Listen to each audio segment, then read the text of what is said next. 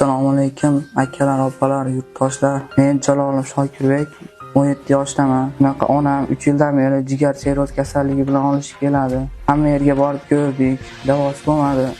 Oxiri doktorlardan Hindistonga borib operatsiya qilamiz dedi. Bunaqa mablag'imiz yetmay qoldi. Iltimoslardan yordam so'rayman.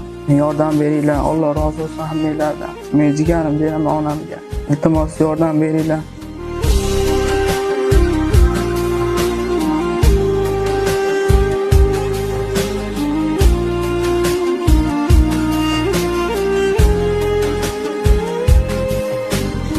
Assalomu alaykum aziz yurtdoshlarim. Kelinimli Barhona mana 3-4 yildan beri davolatyapmiz, qaratyapmiz, oboryapmiz, ko'rsatyapmiz. Xalqim, elim, yurtim, ozgina yordam beringlar. Yordamlaringga muhtojman. Hindistonga olib borib shuni operatsiya qildirishga ozgina mablag'imiz yetmayapti. Aholilar yordam beringlar.